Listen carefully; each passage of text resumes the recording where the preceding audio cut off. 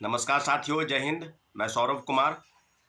और बीपीएससी की कार्य प्रणाली के खिलाफ जो आंदोलन चल रहा है और लगभग 57 दिन बीत चुके हैं और गर्दनी बाग धरना स्थल पर फिर एक बार से महाजुटान होने जा रहा है। प्रायोजक हैं cancer healer centre, a new beginning. और आंदोलन इसलिए हो रहा है क्योंकि अभी तक बिहार सरकार चुप है और जो कोर्ट में याचिका दायर है माननीय उच्च न्यायालय में, उस पर तारीख मिल रहा है।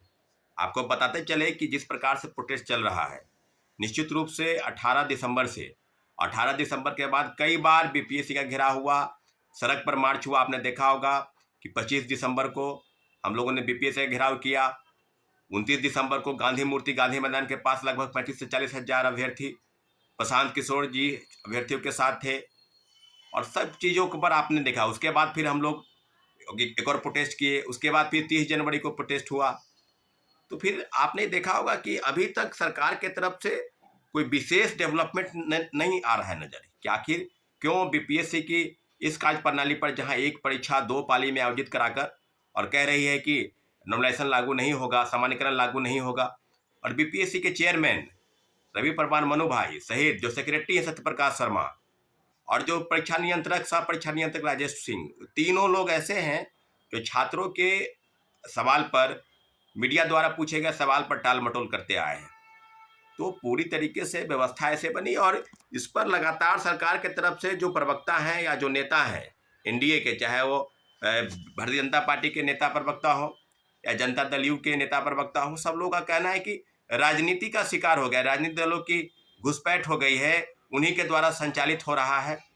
क्योंकि तेजस्वी यादव जी पहले शुरुआती दिन में आए, वीडियो कॉल पर बात किए, गर्दनी बाग आए, उनके कई नेता, राजद के नेता कार्यकर्ता, लेकिन कोई इसमें राजनीति का मंच किसी को छात्रों ने नहीं होने दिया। और आज भी गर्दनी बाग में 50 की संख्या हो, 100 की संख्या हो, 200 की संख्या में हो, लगातार दिन रात अभ्यर्थी डटे हैं कि री एग्जामिनेशन कराना है। और री एग्जामिनेशन को लेकर कोर्ट में लगातार सुनवाई होनी चाहिए थी, परंतु आपने देखा होगा कि 30 तारीख को सुनवाई टली। हलफनामा जो दायर करना था सरकार को, बीपीएससी को, उसमें फिर 4 तारीख को हुआ कि 4 तारीख को सुनवाई होगी, फिर 4 तारीख को नहीं हो पाया तो फिर होगा 10 तारीख को सुनवाई होगी।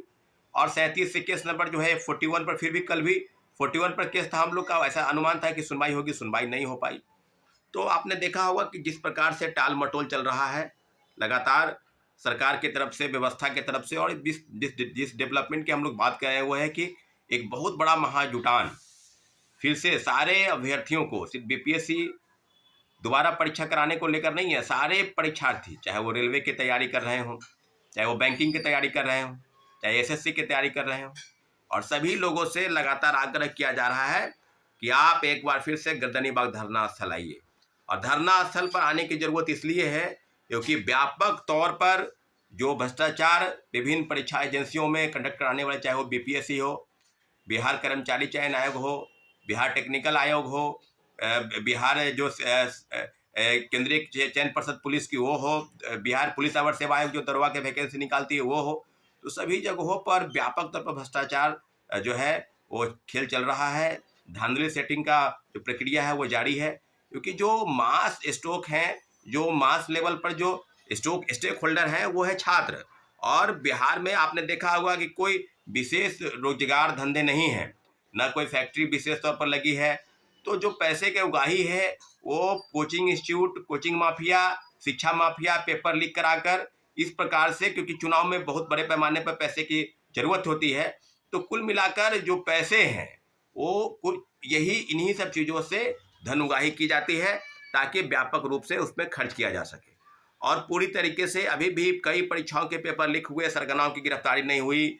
और कई आपने देखा होगा कि इसके पहले बीपीएससी के रंजीत रजक जो डीएसपी बना, सिपाही से डीएसपी बना, उसके खिलाफ में चार्जशीट दाखिल करने में आर्थिक अपराध इकाई कोर्ट में दाखिल नहीं कर पाई।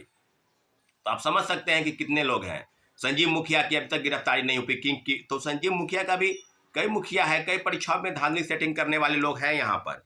और जिस प्रकार से लाठीचार्ज हो रहा है इस प्रदेश में, जहाँ लोकतंत्र की बात की जा रही है कि लोकतंत्र है, सुशासन की सरकार है, लगातार मुख्यमंत्री जी प्रगति यात्रा पर विभिन्न जिलों के दौरे कर रहे हैं, तो फिर युवाओं को आप नाराज करके प्रगति नहीं कर सकते हैं।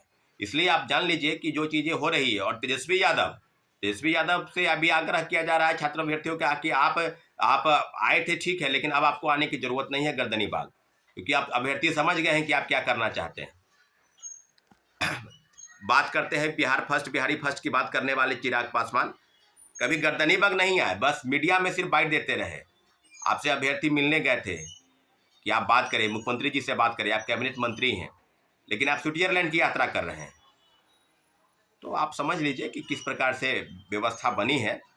इसलिए सभी लोगों से, चाहे वो चिराग पासवान हो, चाहे तेजस्वी यादव हो, चाहे कोई भी राजनीतिक दल के नेता हो, उनको गर्दनी बाग आने की जरूरत नहीं है, क्योंकि हम लोग लगातार आपका स्वागत कर रहे थे, लेकिन आपने हम लोग के साथ छला है, अभ्यर्थियों के भावनाओं के साथ खिलवाड़ किया है।